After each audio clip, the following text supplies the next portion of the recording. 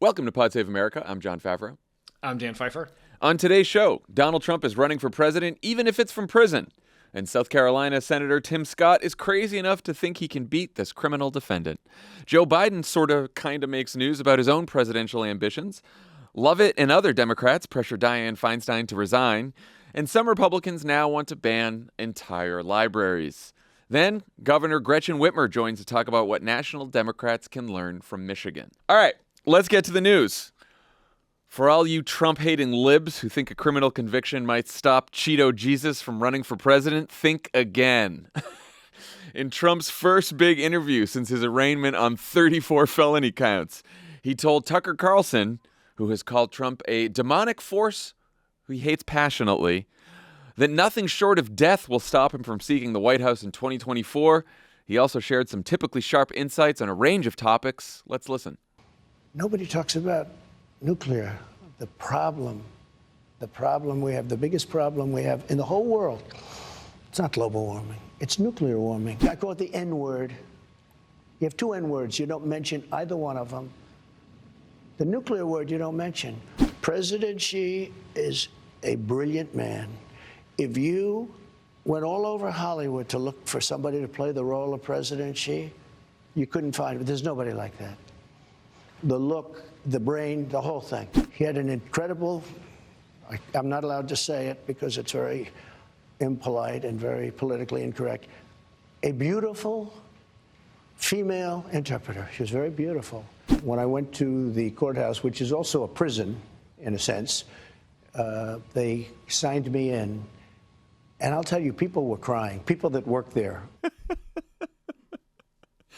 I don't know where to start with that, but I do like the courthouse is sort of a prison in a sense. Not really, not in any sense. Well, no, I think there are people in prison there. It's a jail. The whole courthouse. Yes.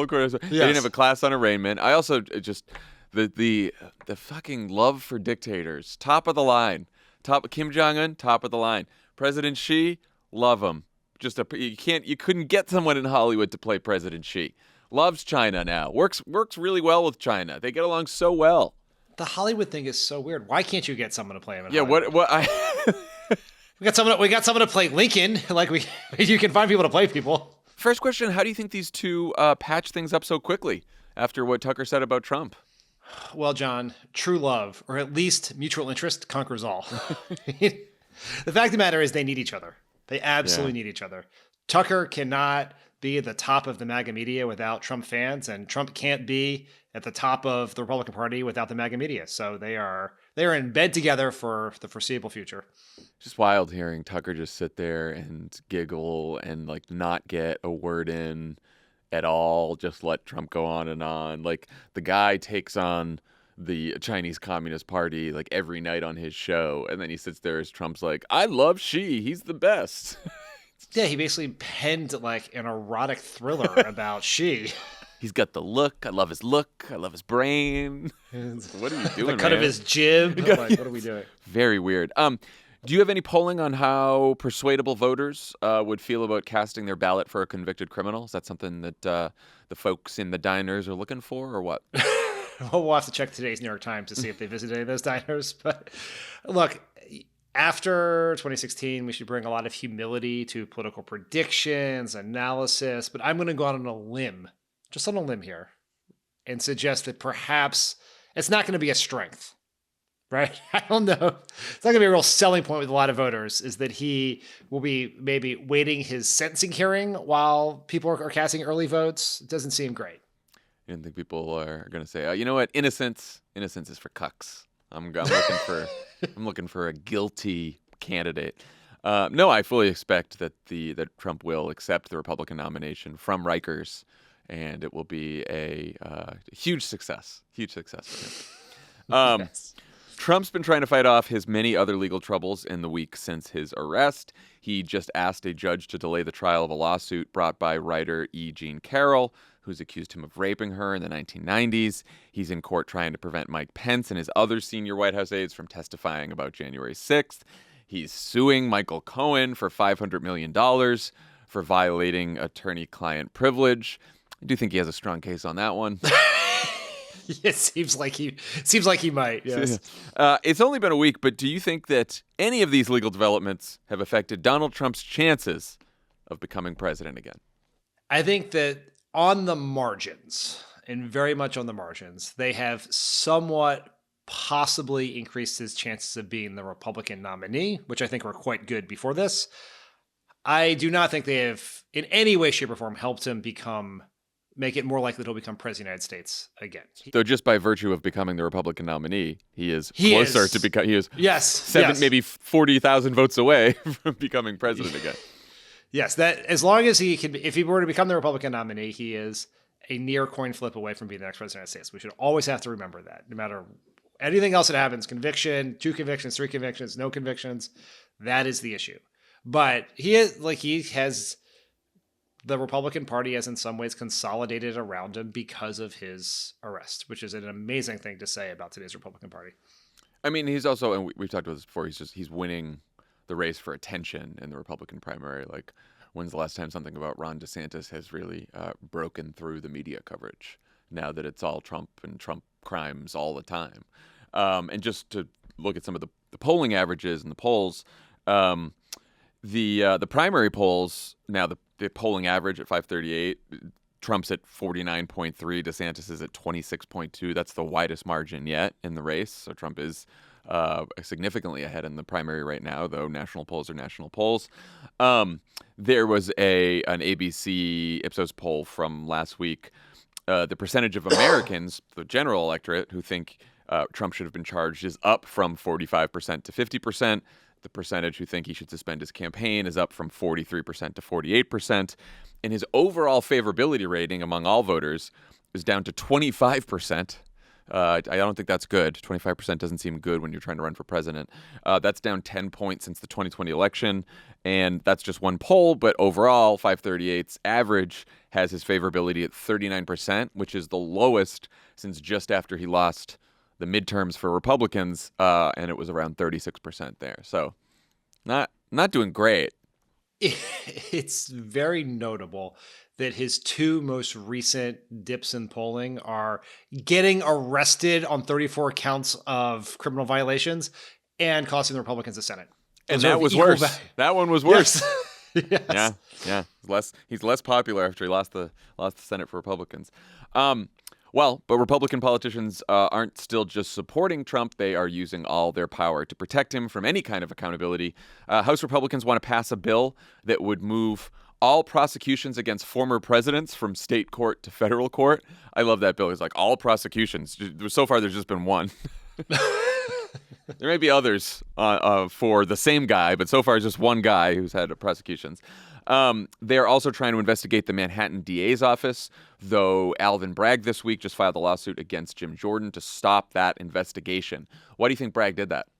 The very specific tactical reason that Bragg filed that suit was the Jim Jordan's quote-unquote weaponization committee had issued a subpoena to Mark Pomerantz, who was the former prosecutor in Bragg's office who resigned after the original case against Donald Trump was not brought forward. He did a very big New York Times op-ed. He did a lot of interviews. I think he wrote a book. And so it is to prevent that subpoena from moving forward. And just the general idea that Bragg understands that Jim Jordan and his committee do everything in their power to throw up roadblocks. And so he's going to try to use the courts to stop that from happening. Yeah, I mean, it just seems like, good for, I think also Bragg wants them to know that, like, he's not going to be afraid of them. Yeah. And also wants to probably highlight how ridiculous it is that the federal government is somehow getting involved in a local prosecution because it's a bunch of Republicans are upset that their frontrunner is the guy who committed the crimes. So, good for Bragg. But we will. I heard that he pulled a Trump judge in the lawsuit, which isn't great. But we'll see where that goes. Turns out there are a lot of those Trump judges out there. Trump's legal troubles don't seem to be preventing other Republicans from running against him. Senator Tim Scott of South Carolina launched an exploratory committee this week. He told Fox and Friends that after talking to Republican voters in the early states, he found people, quote, starving for an optimistic, positive message. I think we have some audio from some of those conversations.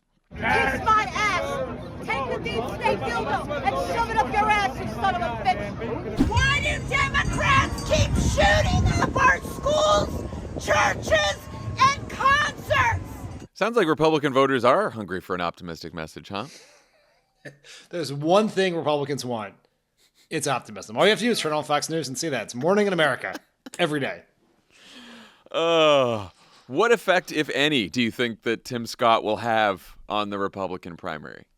The most likely impact that Tim Scott will have is that he could take a significant chunk of Nikki Haley's 4% of the vote. I mean, I think he might make it marginally more likely that Donald Trump will become the nominee at this point. Because so there was a South Carolina poll last week, Trump 41, DeSantis 20, Haley 18, Tim Scott 7, Mike Pence 5. And you got to imagine that Pence, Scott and Haley are all pulling from, probably some Trump, but mostly DeSantis. And, South Carolina has been fairly predictive of how the rest of the Republican nomination is going to go in the past.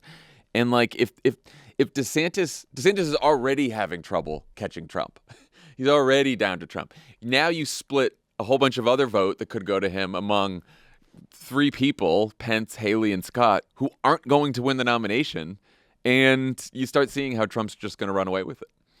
Yeah, I think it's fair to say that every additional candidate that makes it to the Iowa caucus makes it more likely that Trump will be the nominee. Yeah. I am skeptical that many of these yahoos will make it to the Iowa caucus. Tim Scott, most notable on that, although he does have a lot of money. I think he has $22 million in his Senate account that he can transfer over to a presidential campaign. So he can hang around for a while. And Nikki Haley had a pretty good fundraising first quarter. I think she raised like $9 or $10 million. But will they actually get there when votes are cast? That's the real question. And the other problem is just none of these people have the talent to do it. They don't have the talent to do it, and there's just a larger structural problem, which is that they're running in a primary that took place 8 years ago with a Republican party that doesn't exist anymore.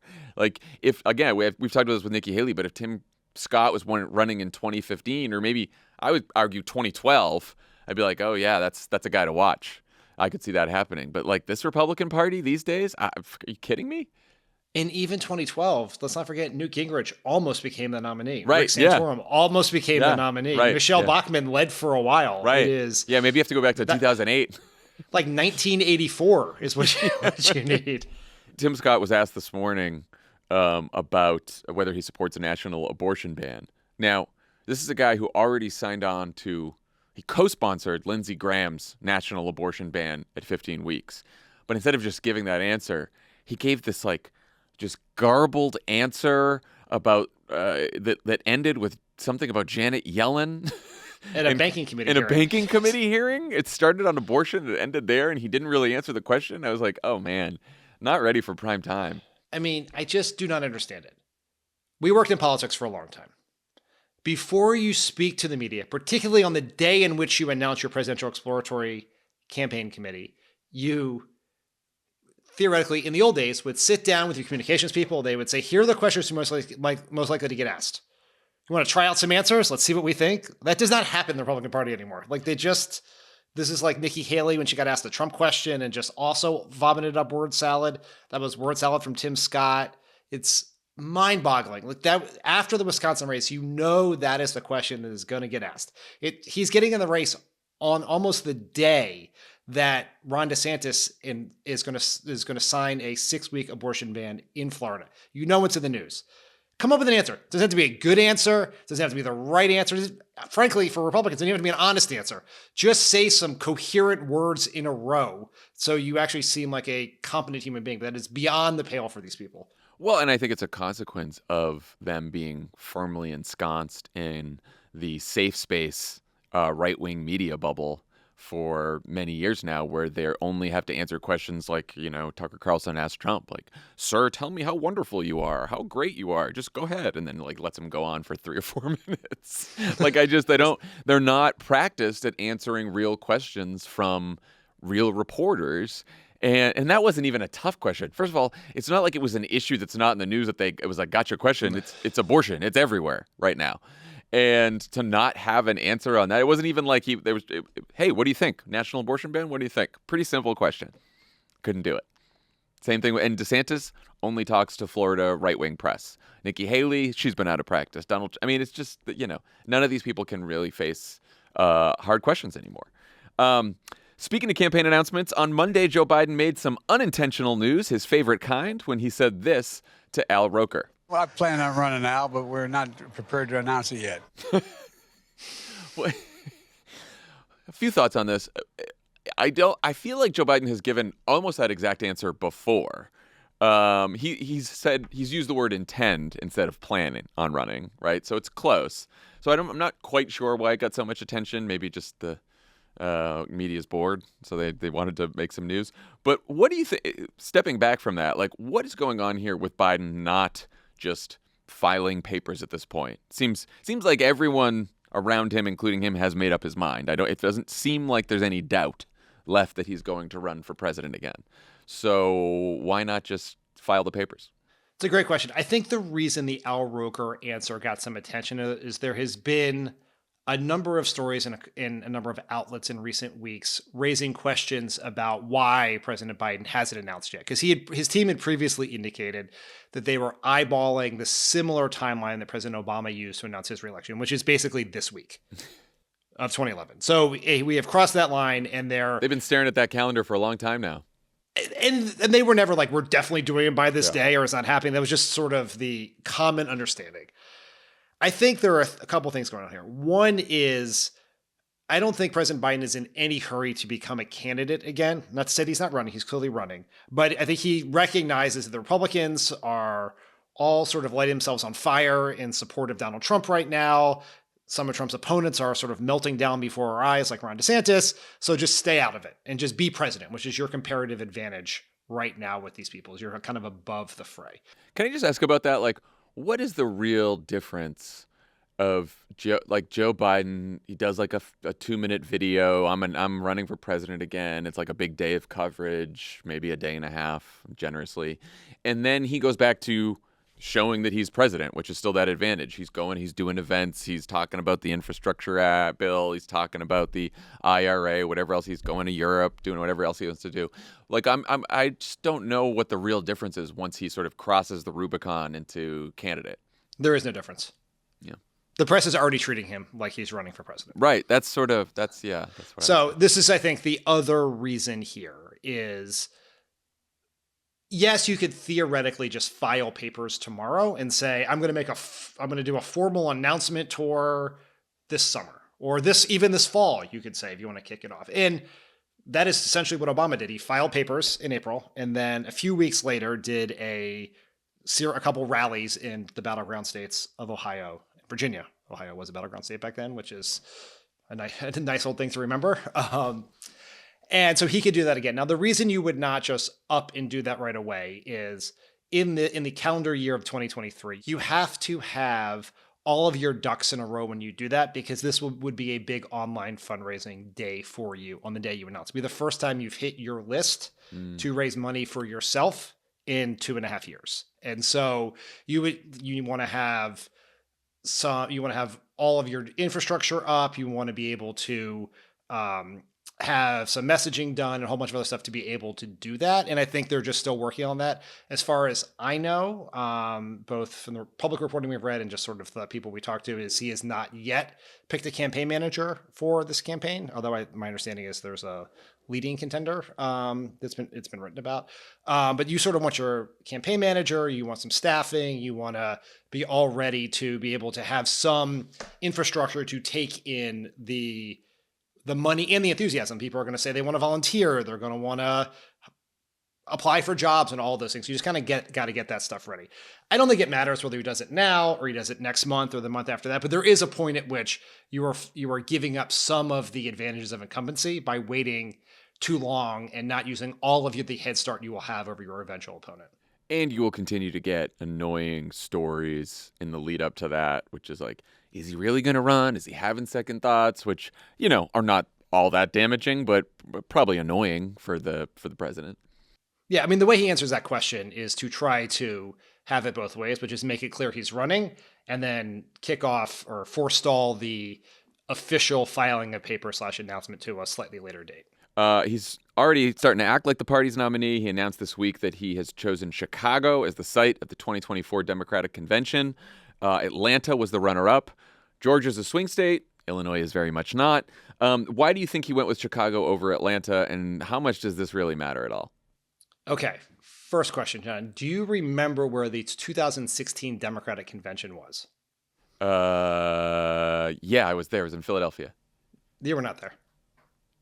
Yeah, it was. Did you come to Philadelphia? Yeah. I remember. Oh, that was Cleveland where we did the podcast where I did the podcast walking around with you. Yeah, no, I was in Philadelphia That's because right. I remember walking from the convention center back to the hotel, which was a long walk, and it was at like 100 degrees out, and it was at night. I was sweating the whole. It was yeah. But okay, put that aside. We don't have to revisit that. We were all in that suite together. I do remember this now. So I helped out with Obama's convention speech. But how did we do in Pennsylvania in 2016? Famously not well. Where was the Democratic Convention in 2012? North Carolina didn't win that one either. So I'm just going to go out on a limb here and say two things. One, seems like we're going to lose Illinois. No, we're going to. There is not a great history of connection between how a candidate does in the state where their convention is located. So I wouldn't read too much into it. The reason why it's in Chicago is pretty simple. One, Chicago is a much logistically easier place to have a convention. It has lots of hotels downtown. They are nearby the place where the arena where the speeches will be. There are a lot of union hotels, which is very important for Democrats. There is a Democratic governor in J.B. Pritzker, who is a experienced fundraiser who has pledged to help raise the money for the convention. Because one of the last things you want is to be in a situation where President Biden is forced to spend time raising money for the convention, as opposed to raising it from the business community and everywhere else. So this is purely a logistics decision, more than anything else. And ultimately, that's probably what you want, because Republicans are going to attack wherever you do the convention, no matter what. And so you might as well just have a better convention that runs better, is easier, and a better experience for the attendees than trying to make some sort of political statement that will last basically barely through the press release when you announce the city. Yeah, and some of the attendees that you want to have a good experience are reporters. And so you want them to have like an easy time getting hotels, having plenty of studio, all that kind of stuff, right? So you want people to get good coverage out of it. Today's episode of Pod Save America is sponsored by Simply Safe Home Security. Did you know more than 3 in 4 Americans take part in spring cleaning? What home projects are you taking on this spring? None. Child rearing.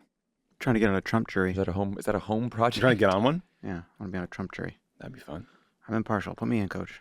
While you're improving your home, it's a great time to equip your home with Simply Safe. Your custom system ships to your door and takes less than an hour to set up. It's an easy home project that will immediately upgrade your safety and peace of mind at home. Here's why Jon Lovett recommends it. I recommend it. I set up a Simply Safe. Works right out of the box. Set it up, plug in the base station. You put in all the sensors you want. You customize it for your own home, and it works perfectly. The app is great. It's the one I recommend, and it's the one you should get. Simply Safe's designed with cutting-edge technology and backed by 24/7 professional monitoring. In an emergency, agents use Fast Protect technology only from Simply Safe to capture critical evidence and verify the threat is real so you can get priority police dispatch. 24/7 professional monitoring service costs under $1 a day, less than half the price of traditional home security systems. You can lock and unlock your doors, access your cameras, and arm and disarm your system from anywhere. Customize the perfect system for your home in just a few minutes at simplysafe.com/crooked. Go today and claim a free indoor security camera plus 20% off your order with interactive monitoring. That's simplysafe.com/crooked, because there's no safe like Simply Safe. Pod Save America is brought to you by Outerknown. Do you ever feel overwhelmed by all the green products and marketing out there? You bet. It's hard to know what brands you can trust. Guess what? I got one for you guys. Name it. It's called Outerknown. I love Outerknown. Yeah, I gave it a hint at the beginning of the ad. That's true. Outerknown's the first brand founded on a total commitment to sustainability. Outerknown offers extremely comfortable and stylish men's and women's clothing.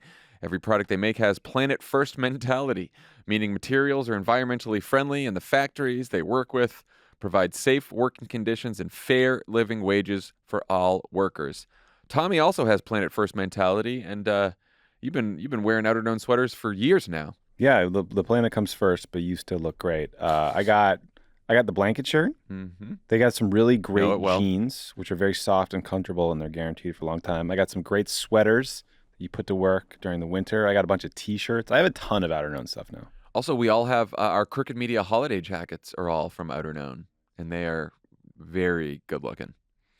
Every outerknown product is comfortable, breathable, it fits great, sustainably made for a better planet. Go to outerknown.com/PSA25 today and you'll get 25% off your first order.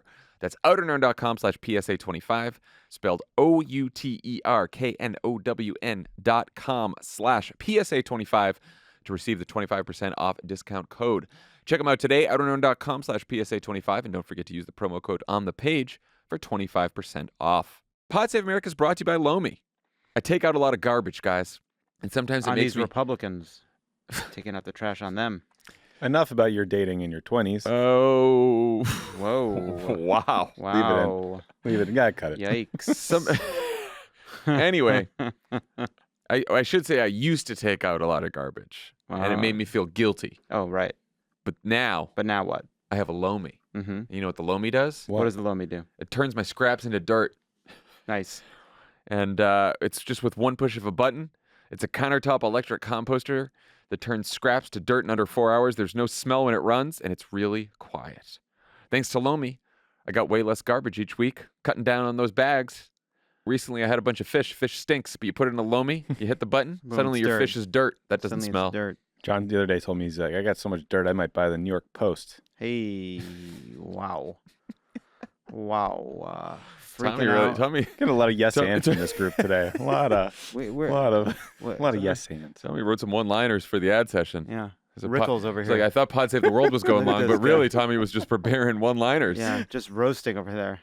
Huh? Yeah. I'd rather. He tested him out on roads before Boy, he are my came in jokes here. tired. Yeah. Anyway, we love the Lomi. I've given Lomi out for Christmas presents. Wow, good for you. Yeah, it's great. If you want to start making a positive environmental impact or just make cleanup after dinner that much easier, Lomi's perfect for you. Head to lomi.com/crooked and use the promo code crooked to get $50 off your Lomi. That's $50 off when you head to lomi.com/crooked and use promo code crooked at checkout. Food waste is gross. Let Lomi save you a cold trip out to the garbage can.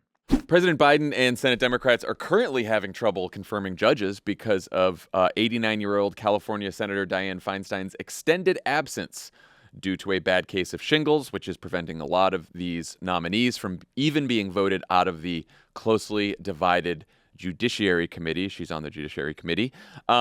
Noted Democratic kingmaker Jon Lovett made some news on Tuesday's pod when he called on her to resign. Lovett was quickly followed by a California Democrat with real power, Representative Ro Khanna. Feinstein then released a statement saying she wouldn't resign, but would ask Chuck Schumer to temporarily replace her on the Judiciary Committee, though it doesn't seem like he can do that on his own. What happens now? Why do you think she's not just resigning? And what happens if she does?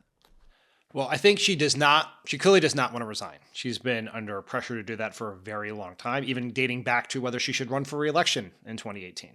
Yeah. So that's clearly something that she and people around her do not want to do. The problem with her proposed solution of a temporary replacement on the Judiciary Committee is it's almost impossible to execute. It's not a decision that Chuck Schumer or Dick Durbin, the chair of the Judiciary Committee, can make on their own. It has to be voted on by the Senate. And that requires either unanimous consent, which would require all 100 senators to agree, or if someone were to object, someone like a Ted Cruz or Josh Hawley or Tommy Tuberville or any other MAGA Republican, then you would need 60 votes to do it. Now, do we really think there are 10 Republican senators who want to make it easier for Joe Biden to confirm nominees? No, I think not. I mean, if we were on the other side of this, would we be wanting our Democratic senators to join in and let the Republicans confirm some judges? I sure wouldn't. No, we'd be using this platform right now to try to convince Democrats to not let that happen. I will just say, too, there's like a bunch of real just irresponsible commentary online the last couple of weeks. It was like, Chuck Schumer, what's wrong with you? Replace her now, blah, blah, blah. And it's like, hey, everyone, fucking Google. Just Google the rules, you know, before you start going off about Chuck Schumer. Yeah, no, it's going to be really tough. If she does, if Republicans block it, and then it's sort of like the ball goes back into Feinstein's court, because then it's like, all right, you tried to do a temporary replacement, you didn't get it, you're not back to Washington, and we have basically until, one more year to confirm a lot of judges, which is extremely important if you've been following the news over the last several years. So then I wonder, maybe the pressure on her to resign amps up again and she finally does. I don't know. And if she were to resign, then Gavin Newsom would replace her immediately, essentially, and someone would get sworn to get to it. Just to explain why this matters on judicial confirmations is from 2019 to 2021, in the divided Senate, there was an even number of members on committees, but Democrats held the putative chairmanship of those committees. But it's still, if there was a tie, a party line vote within the committee, you would have to go to the floor to eat up floor time to get a judicial confirmation through. When we picked up that extra Senate seat, thanks to John Fetterman and Raphael Warnock, et cetera, in 2022, then now Democrats had an advantage. So party line vote heads right to the floor. Without Dianne Feinstein present, we're right back to where we were before we got to 51 Senate votes. And so you have to replace Dianne Feinstein or she has to return to the Senate to be able to push our nominees through as fast as possible. Now, I saw some people say that Ro Khanna called on her to resign partly because he is supporting Barbara Lee in the Senate race, and Gavin Newsom has promised that if Feinstein resigns, he will appoint a black woman to replace her, and Barbara Lee becomes the most obvious choice. She's a longtime representative from the Bay Area in Congress. I find it hard to believe that Newsom would appoint someone to the seat who is in the middle of a competitive Senate race. So, like, the idea that Newsom would appoint either Barbara Lee or Katie Porter or Adam Schiff to a seat that they're all running to fill seems like it would be giving an advantage to one of the candidates in a race that the California voters are going to decide anyway. I don't know. What do you think? It just seems to me like, why wouldn't you select a caretaker for the seat who's not going to run to fill the whole thing just to stay out of the race, like a caretaker like, Jon Lovett? Yes. The most obvious choice. The most obvious choice. Yeah, right. Yes. That is the standard way in which these things are often done. If there was already either an ongoing race or a likely race between two high-profile contenders, when Robert Byrd passed away, Joe Manchin appointed one of his own staffers to who had pledged not to run again. Same thing happened after Ted Kennedy passed away. There's sort of a standard way in which this would happen. Joe Biden, the same thing happened in Delaware when Joe Biden became vice president. So that would be the most likely scenario. I think Ro Khanna is very incredibly smart. I think he's smart about the politics of this. The substance and the politics is that he has a good sense to do what Jon Lovett says. No, but I do not think this is some sort of grand sinister plan to get his candidate put in the Senate. He knows what Gavin Newsom was highly unlikely to do that. Yeah. All right, last story. Republicans in Missouri aren't just trying to ban books anymore. They're trying to ban entire libraries. The House of Representatives passed a budget that eliminates all funding for the state's public libraries, $4.5 million. Republicans in the Senate seem less enthused about defunding the state's libraries, but we shall see. Llano County, Texas is also deciding whether to shut down its public library system after a federal judge ruled that the county violated the Constitution by banning a dozen children's books. So if we can't ban our books, no one can read. So my question is, when do you think we'll start seeing book burnings at Trump rallies? When's this going to become like a major platform, major part of the Republican Party platform? You don't have to burn the books if you ban them. That's the brilliant part here. It's really a sort of environmentally friendly kind of thing. Yeah, look, Republicans do not want all the carbon emissions from burning books to affect the environment. Yeah, we should thank them. Look, we'll ban books. If we can't ban books, we'll ban libraries. If we can't ban libraries, we'll ban ink and paper. Can't ban that. We'll just ban words, period. Just ban the alphabet. Solve all the problems. I mean, you had a great message box this week even before I saw this news about Missouri, on why Republicans are now losing the culture wars and what Democrats should do about it. Want to tell us more about that? Yeah, I would say the reaction to that piece was quite interesting. Lots of people were like, ha, I've been saying this forever. Other people were like, you're giving Democrats terrible advice, or this is insane. It's a real Rorschach test of confirmation bias for a lot of people out there. Yeah. My main point in writing it is that political strategists, pundits have kind of divided the issue environment into two types. Kitchen table economic issues, like Social Security, Medicare, taxes, jobs, and cultural issues, which is sort of everything else. Abortion, LGBTQ rights, immigration, crime, anything that's not that because no one has ever talked about abortion or civil rights at a kitchen table. So that's how you separate them. I think that is a false binary, a weird way of thinking about the politics, but that is how we sort of thought about it. And the conventional wisdom is kitchen table issues good for Democrats, cultural issues good for Republicans, right? Cultural issues incite the Republican base, divide our base. And I think that for some period of time in life, that was kind of sort of true, but it's not true anymore. And it's largely not true because Dobbs changed the world. It changed how people think. As we talked about this last week, I believe, but Celinda Lake, the Democratic pollsters, made the point that the country has become 10 to 15 points more pro-choice since Dobbs. Dobbs has shown the real-world dangers of Republican extremism, and that if it can happen to abortion, it can happen to marriage equality, it can happen to civil rights, book bans, all these other things. And that Democrats should not be afraid of these issues. We should not dodge the question, spend all this time trying to diffuse talking about it. We should feel comfortable to take them on. But, and this is the important but, is we have to recognize that we are winning these issues because we hold the majority position. So we need to talk about them in broadly appealing ways that people understand. And that begins with focusing on the Republican position, the dangers of their extremism. And we also have to recognize that not all of these quote unquote cultural issues are the same. Abortion, I think we have a very, very strong hand, certainly on abortion, on just the entire suite of reproductive freedom issues like banning contraception, all these other insane things Republicans want to do. All the polling shows we are actually much stronger in pushing back on the Republican anti-trans laws in rhetoric than most Democrats think. We actually hold majority positions on a lot of them if we take them on and frame them on factually correct terms and on our terms. But we have a lot of work to do on some other issues. So this is not winning culture war. It's not permission to say whatever you want about whatever issue you want. And it's certainly not an argument for ignoring the economy, because you have to do both. Because the necessity of our political coalition is to reach out to voters concerned about Republican extremism, voters deeply concerned about life or death issues like abortion bans, and voters whose the central issue in their life is economic insecurity, who are very concerned about whether they're going to keep their job, whether they're going to be able to send their kids to college. And we're going to have to do both. Republicans can win in a lot of states by doing one. We have to do both. And we are strongest when we do them both aggressively and proudly, and not sort of with one hand tied behind our back like we have done on abortion in this country for decades. Yeah, I mean, I think that your point about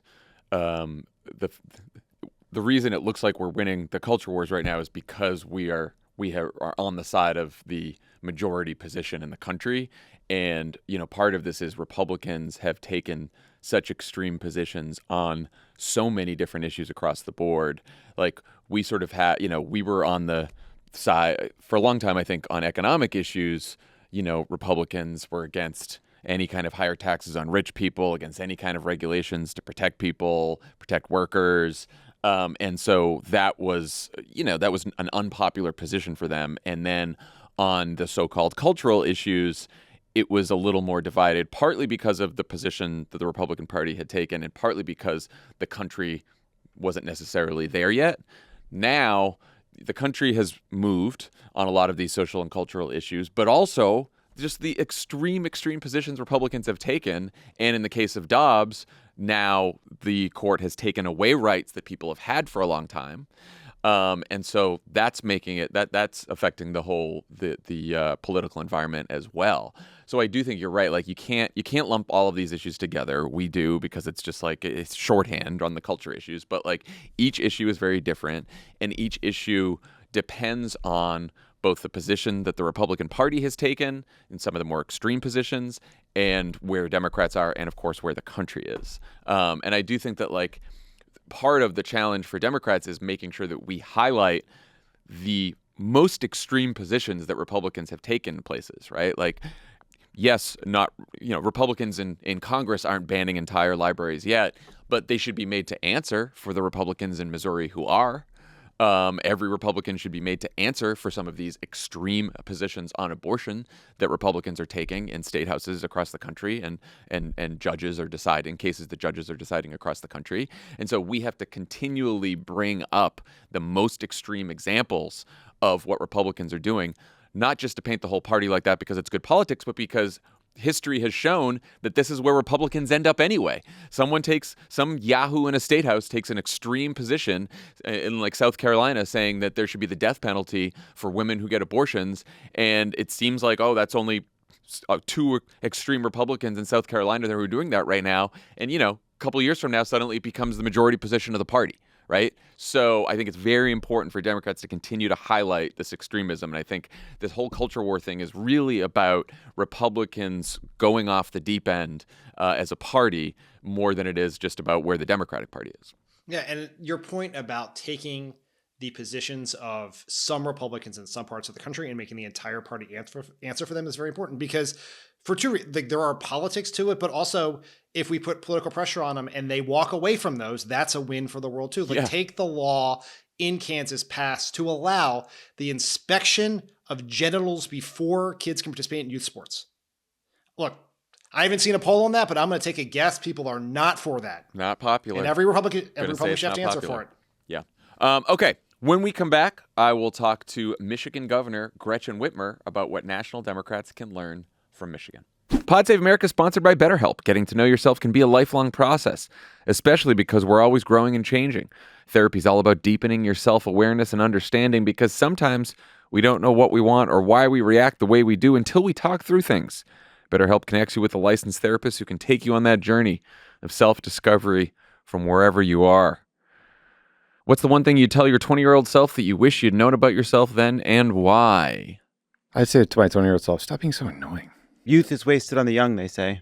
I think that's probably true. That's a good one. Yeah, I'm starting to, now that I'm getting older, I believe that one. Therapy's great. Everybody should be in therapy. Everybody should get it. Everybody needs it, especially people that say they don't. Them in They need it particular. most. They need it more than anyone, yeah. I don't need therapy. Oh, yeah, you do. Freak. Wow. It's quite a straw man you built up there. You've been yelling at this person. Straw person. Who's straw person? Who's this straw person? Who's Putin. this person? Vladimir Putin. Oh, you don't think there are people out he's there? in therapy? What else is he doing? Bombing people. If you're thinking of starting therapy, give BetterHelp a try, Vlad. It's entirely online, designed to be convenient, flexible, and suited to your schedule. Just fill out a brief questionnaire to get matched with a licensed therapist and switch therapists anytime for no additional charge. Discover your potential with BetterHelp. Visit BetterHelp.com/PSA today to get 10% off your first month. That's BetterHelp, HELP.com/PSA. Pod Save America is brought to you by Sleep Me. Science proves cold sleep creates better sleep. Temperature-controlled sleep repairs muscle and improves cognitive function so you always start your day feeling sharp, confident, and energized. That's where Sleep Me comes in. Sleep Me is the new home for Chili Sleep. They're bringing you the same great sleep that Chili Sleep offered, but half the calories. No, it's under a new name. Sleep Me makes the coldest sleep systems available. They create the environment that meets the body's natural need for lower core temperatures, promoting deeper restorative sleep. These sleep systems are water-based, temperature-controlled mattress pads that fit over your existing mattress to provide your ideal sleep environment. They keep your bed at the perfect temperature for deep, cold sleep. And Sleep Time just launched the Doc Pro sleep system with new Hyper AI. Experience ultimate cooling power with the Doc Pro sleep system. Pair it with the new Sleep Me app and get real-time temperature adjustments based on your current sleep activity from the new Hyper HI technology. It's the industry's first sleep tech that tracks and optimizes your sleep temperature for you in real time. Get the best sleep of your life with AI-driven technology. AI is coming for your sleep. John, I want to first start by saying I'm glad you talked me through the rebrand because otherwise I wouldn't have been sold on this technology. Mm-hmm. However, because you did, I want to tell everyone I love my Sleep Me. He loves it. A chili mattress is the greatest thing in the world. Yeah, you know what? I didn't need science to tell me that it was the cold sleep was better than. No. Lizette woke us up at 3 a.m. last night. I gave a little passy. I got back in bed, which meant the dog woke up, so she wanted to come and snuggle, and so there's a little heater on top of you. If it wasn't for the chili sleep, I would have been sweating bullets. Wow. Really saved you. Came in handy right at a key moment. Right at a key moment. Right Thank place, you, right Sleep time. Me. Thank you. Thank you, Sleep Me, for helping Tommy. Thank you again. Thank you for helping Tommy. Head over to sleep.me/crooked to learn more and save 25% off the purchase of any new Doc Pro, Uller, or Cube Sleep system. This offer is available exclusively for Pod Save America listeners and only for a limited time. That's sleep.me/crooked to take advantage of our exclusive discounts and wake up refreshed every day. Joining us now is the governor of Michigan, Gretchen Whitmer. Governor, welcome to Pod Save America. I'm glad to be with you. So this morning you signed a major gun reform package of 11 bills that includes universal background checks, red flag laws, and safe storage requirements. I know the short answer to how you got it done is the newly Democratic legislature, but I'm curious about how you've seen the politics of gun safety change over the course of your career, especially in a state like Michigan where there are a lot of gun owners. Alyssa Slotkin is putting gun safety at the center of her Senate campaign. Is this an issue Democrats should no longer be afraid to run on?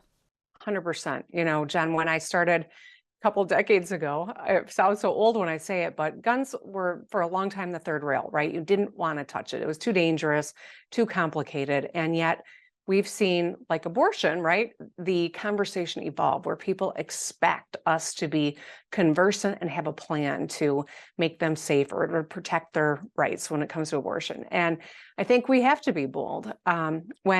When I first got into politics, if you'd have told me I'd run for governor, I would have thought you were nuts. But if you'd told me on top of it that I would be running on some common sense gun safety policies, as well as protecting abortion rights, I wouldn't have believed it. And yet that's exactly what we did. And we won overwhelmingly and flipped both chambers of our legislature. And now it's time for us to do exactly what we told people we were going to do.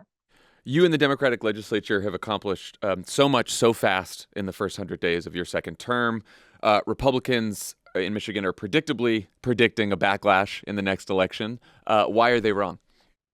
Well, because, you know, they don't have an alternative vision, right? At this juncture are just criticizing what we have done. We've restored workers' rights. We've expanded civil rights for the LGBTQ community. We have codified and repealed a zombie law that would threaten women's reproductive rights. I mean, these are the things that we're doing. We ran on these. The public told us they wanted us to take action. What you hear out of the other side is just criticism of it, not an alternative view, not ideas of how we can address some of the issues like keeping kids safe in schools or parishioners safe in church or shoppers safe in a grocery store. They just want to keep doing the same old thing. And I think that's a lousy vision for electoral success. And that's why I think they're wrong. What's on the agenda for the next 100 days? Oh, we got a lot to do.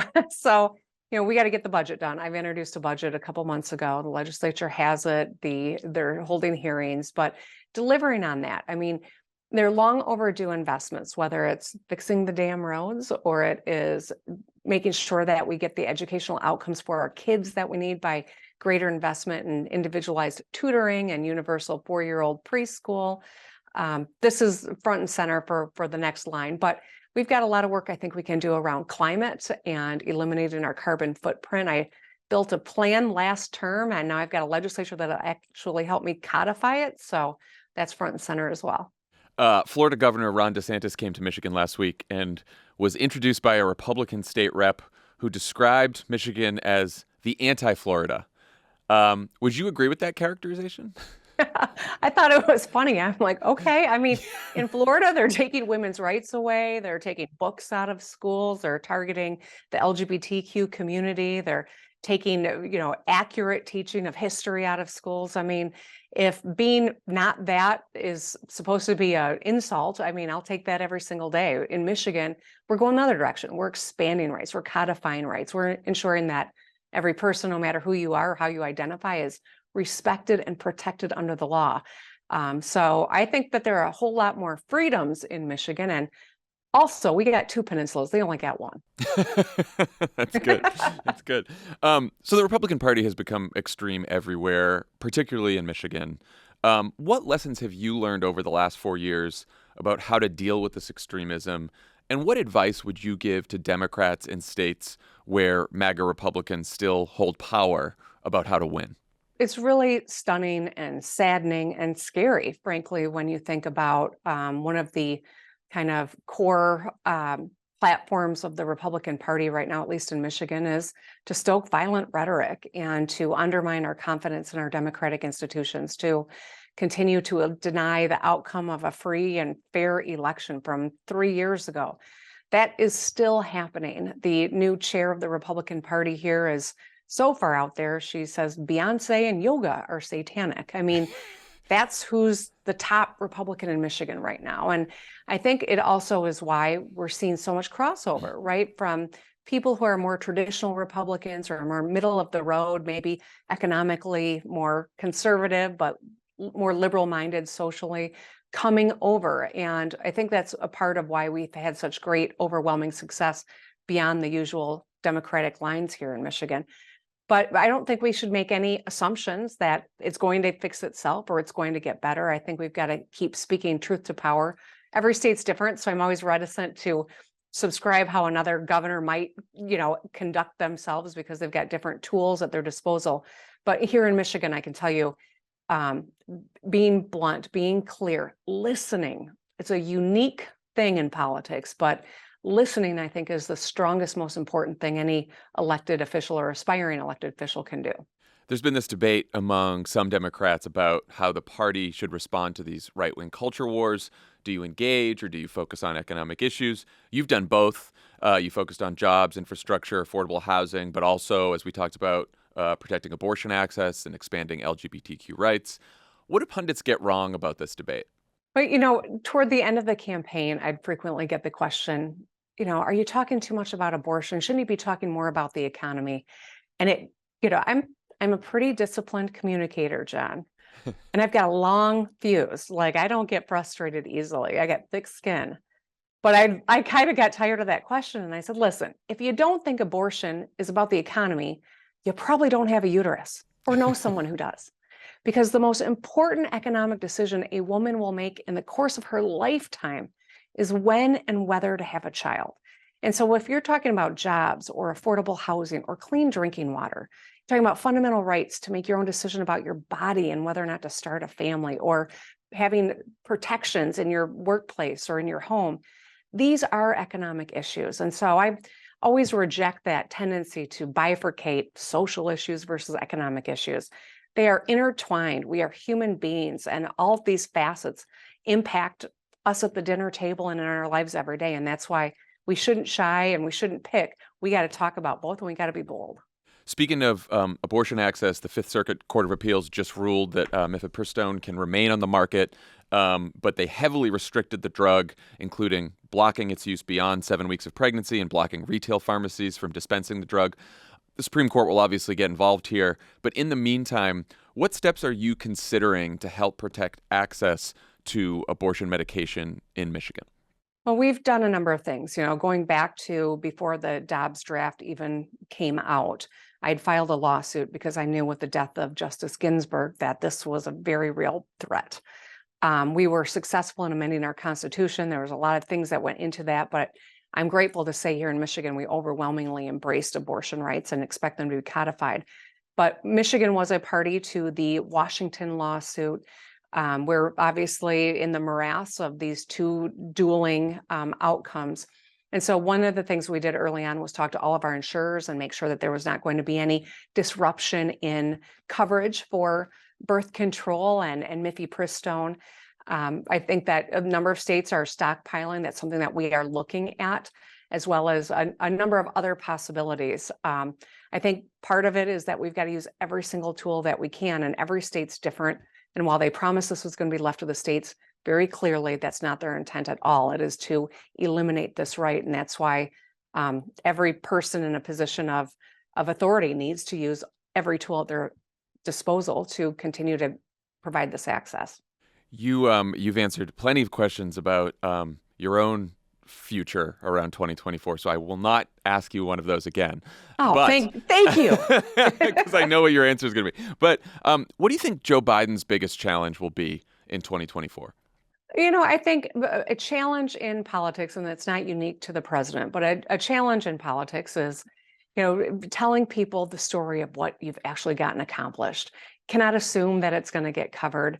The outcomes of the IRA, the infrastructure bill. I mean, they've got an extraordinary amount of work done that'll make people's lives better, that will shore up the American economy, will make sure that we don't have to worry on supply chains in other nations because we start doing this cutting edge manufacturing again in this country, rebuilding this country. I mean, he's gotten a lot done. I think it's going to be telling the story and cutting through a lot of the noise, because there's just so much noise and so much misinformation. So I think that communicating that message is going to be the biggest challenge. Last question. It's the first 100 days of your final term as governor. Have you thought about what you want your legacy to be? Well, I'm really, really pleased that we've done a lot of historic things, just even in this 100 days. I was able to appoint the first Black woman to the Michigan Supreme Court. We have codified women's rights. We've expanded civil rights for the LGBTQ community and expanded workers' rights. I think at the end of the day, the most important thing to the Michigan economy is continuing to invest in our workforce, from our children to upskilling our adult population, and making sure that Michigan continues to be the center of the future of mobility and innovation. That's something that I spend a lot of my energy and time on, because at the end of the day, whether or not people can get a good paying job and take care of their families and live a high quality life is the most important thing any governor can focus on. Governor Whitmer, an impressive 100 days in your second term, and it's nice to have Michigan as a real bright spot for Democrats across the country. So thank you, and thank you for joining the Pod Save America. I look forward to seeing you, and I know we'll be hosting the Democratic National Convention in Chicago. Can't so wait. If you're in the Midwest, we're thrilled. So yes, I was working with JB and my Democratic governor colleagues here in the Midwest, and we're thrilled because all roads to the White House go through this part of the country. Yeah, I'm excited to be in Chicago for that. Okay, well, we'll talk to you soon. Take care. All right, bye, John. Thanks to Governor Whitmer for joining us today. Everyone have a great weekend. We'll talk to you next week. Bye, everyone.